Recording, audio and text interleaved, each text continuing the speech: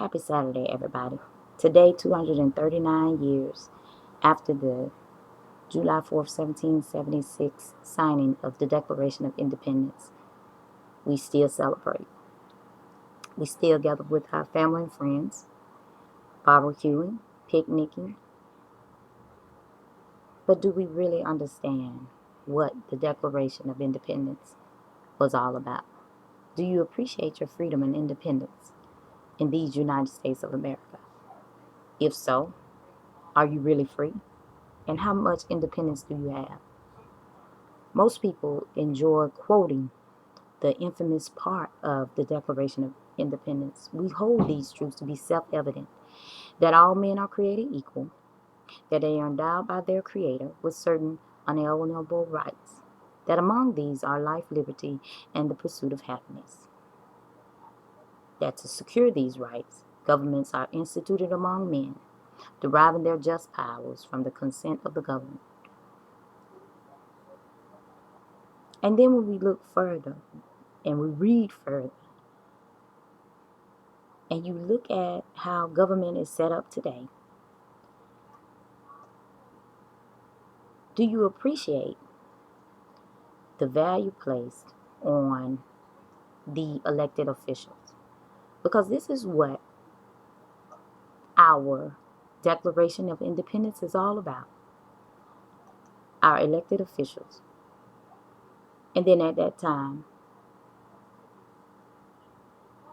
what we weren't given as freedoms or independence, true independence. And so they created this document. And when you read the words, the relevancy of a government which were not giving the freedoms to the Americas, it brought about the need for this document.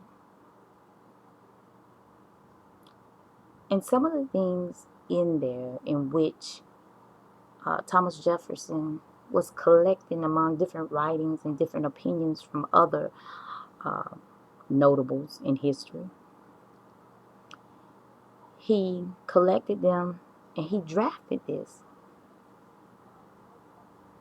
And in it, he was writing, the history of the present King of Great Britain is a history of repeated injuries and usurpations, all having a direct object, the establishment of an absolute tyranny over these states. To prove this, let facts be submitted to a candid world.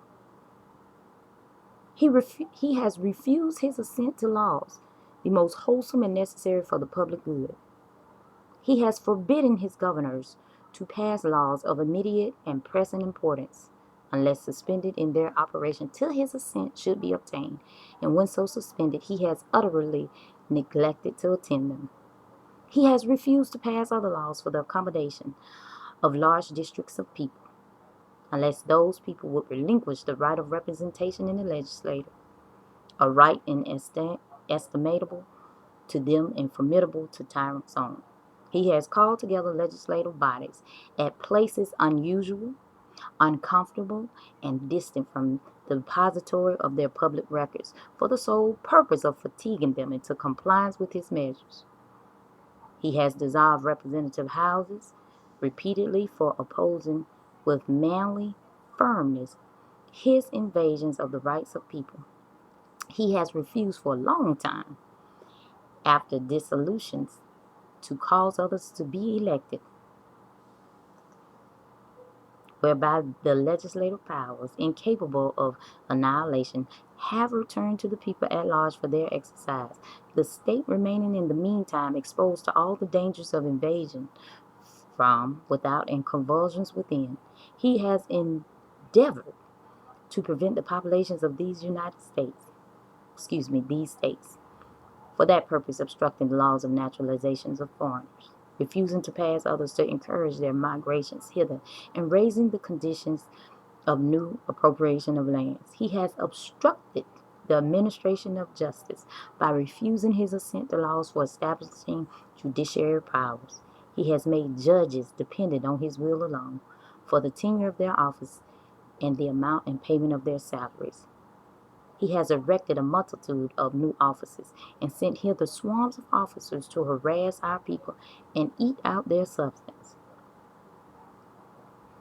He has kept among us in times of peace standing armies without the consent of our legislators. He has affected to render the military independent of and superior to civil powers.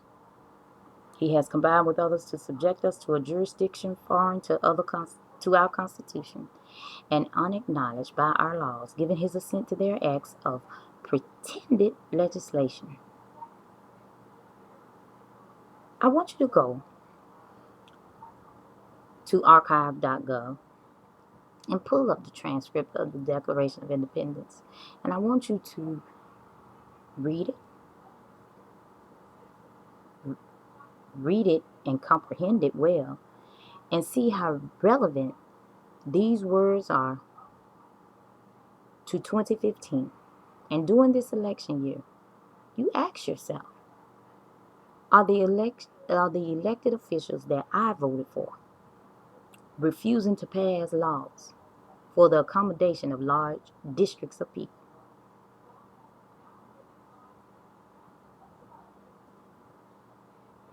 Are they refusing for a long time after such dissolution to cause others to be elected?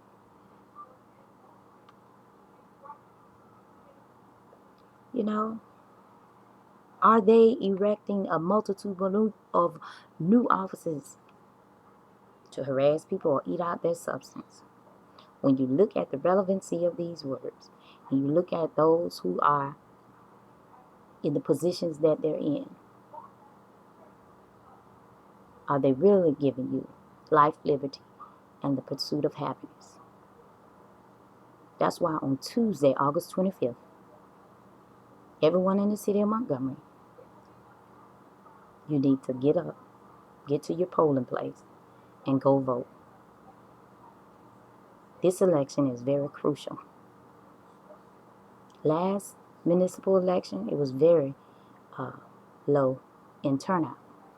This time, turn it up, turn out the vote, and in particular, vote for Karen Jones, District 7. I'm not running against anyone. I'm running for the people of District 7 and the people of the city of Montgomery, because it's time now to bring this city to a place of real progress and change.